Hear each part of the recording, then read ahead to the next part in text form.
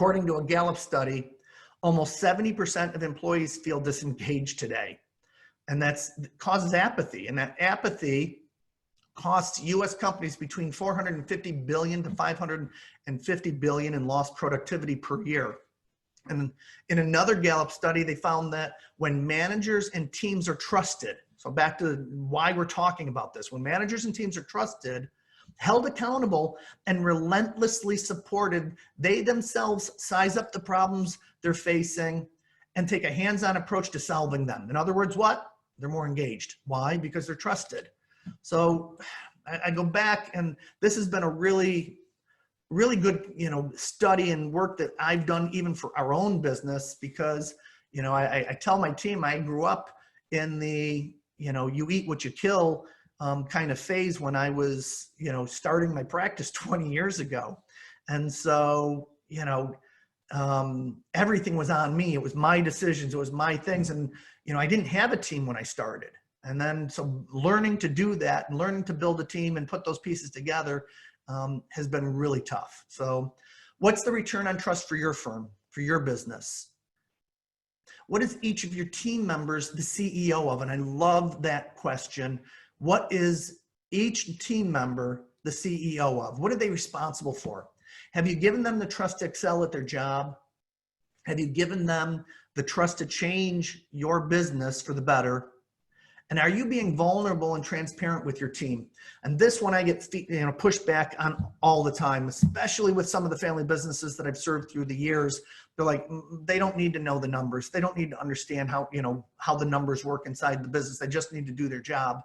And I would challenge that. I have, over the last couple of years, started to share the numbers with my team. It helps them to understand, what do we have to do as a team in order for people to get raises, for people to get bonuses. And, we're working really hard to continually do that with our teams. And I would, put it out to you that it's great conversations to have. So now we were talking about engagement. Here's what great news. Family business employees are more engaged than non-family member or non-family owned competitors. And so when you start to look at that, look at those questions there. I would feel comfortable pressuring management to weigh in on important social and political issues. There's a 9% advantage there. I participate in the organization's social media activities. Now think about that 9-point difference for the family-owned business versus the non-family-owned business. It's nice, and Nick, I see that you're on here. I've seen your social media. I love your social media.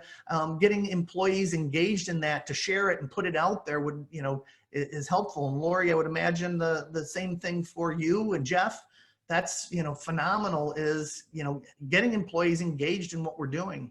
I publicly support the decisions that taken by the organization. There's an 8% advantage to family-owned businesses. And that's these were just surveys, again, of broad-based, done by the Edelman Trust Barometer. Go out and take a peek at them. Edelman Trust Barometer, family-owned businesses. And they've been doing these surveys for a number of years. It's really important that you understand, what's going on there.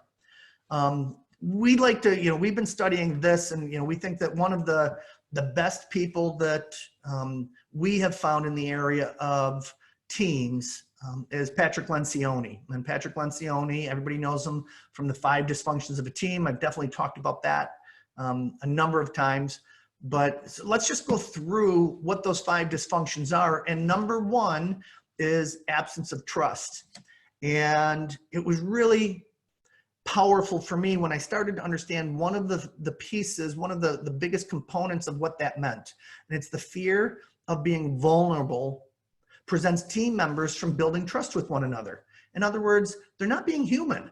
You're not allowed to make mistakes. You're not allowed to come up with silly ideas that, may or may not work for our business.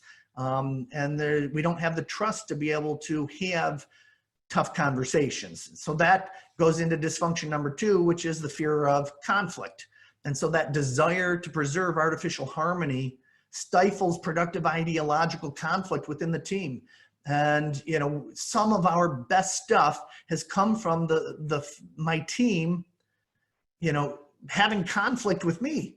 and coming back and saying, you know, Michael, we hear what you're saying, and that might have worked 20 years ago, but that doesn't work today, or a number of other conversations. And let me tell you, the first bunch of times that happens, you know, I get those butterflies in my stomach, and that's really that fight or flight. I'm like, wait a minute, that's my idea. What are you doing with my idea? And the best things have come from allowing that to happen. Dysfunction number 3 is lack of commitment. And the lack of commitment typically comes in the nature of either lack of clarity or a lack of buy-in, preventing the team from making the decisions that they stick to. And what I found here is that people don't necessarily have to get their way every single time. My team doesn't always, you know, I don't always agree with them. And sometimes I do make that decision to say, we're going in this direction. But what I learned is, and I need this for myself, is I need to be heard and I need to be listened to. So even if we go in another direction, you know, that lack of commitment comes from the fact that we're not being heard. So if we don't have buy-in, we can't move on. So in allowing people to feel trusted, allow that conflict to happen and hear other people's, you know, opinions and ideas and where they're at with things, that brings that ability to get clarity and closure and move on in that arena. Patrick Lencioni comes back with dysfunction number 4 is that avoidance of accountability. And this is what I would say is confronting the brutal truths, confront difficult issues, and be able to hit them head on. It's the need to avoid interpersonal discomfort. And it prevents team members from holding each other accountable for their behaviors. And, you know, I've seen this in some of the teams that we've coached where, you know, somebody has not bought into the fact that they brought in a business coach. And as I've said before, a bunch of times, everyone needs a coach, and they roll their eyes. And, you know, they come to find out that they didn't just roll their eyes at me, but they've been rolling their eyes whenever the boss wasn't looking to other people. And so it's, you know, having that ability to say, hey, Mary, what did you mean by that eye roll? You know, I happen to catch that. And holding people accountable for their behaviors, or that person that's always picking up their computer and, you know, they say they're taking notes on their laptop, but you know that they're not hearing you when you're in the middle of a team meeting. And then finally, dysfunction number 5 is the inattention to results. We need to focus on outcomes, but, you know, if we can't get to the trust, the conflict, the commitment, the accountability, how are we ever going to get to focusing on the results? And it's the pursuit of individual goals and personal status erodes the team's focus when we're not collectively focused on success. And one of the things that Lencioni also talked about in his book, I don't remember the title, but it was about silos. Silos is in the title of it. And it's once, you know, we're focused on the team's results, the business's results, then we're not always focused on what's happening for our department. So sometimes, you know, if we don't get through the trust, the conflict, and the commitment, the accountability, we're not going to be able to get to where we're focused on the results. And the team's results mean more to every department than the department's, you know, results mean. So it's important. These are, you know, just great, you know, tools that I think that every, you know, business leader and leadership team should be talking about with one another. You know, there were some great questions, and I, you know, would go through and I would challenge each of you to just to take a second and just write down which ones you're saying yes and no to on these questions. Do your team members openly and readily disclose their opinions? Are your team meetings compelling and productive? And what I mean by that is, you know, do they allow for conflict? Do they allow for, you know, have you built up that level of trust so that people can, you know, exchange ideas in an open format? And that makes meetings not boring whatsoever, as long as it's get done in a respectful manner. It's healthy conflict is what we're talking about. Does your team come to decisions quickly and avoid getting bogged down by consensus? We don't have to all agree. We just need to have all been heard. Do your team members confront one another about their shortcomings? We need to hold each other accountable for what we're doing on a daily, weekly, monthly, quarterly basis so that we can, you know, move forward in a positive manner.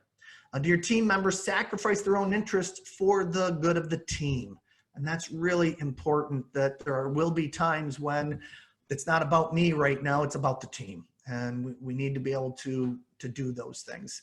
If you answered all 5 of these with a yes, great job. Your return on trust will certainly pay off through the years as you're doing things. But if you've answered no to any of these questions, it's a good time to reflect. If you haven't read Patrick Lencioni's, 5 Dysfunctions of a Team, I'd highly recommend it. And I think that you'd get a lot out of going through it.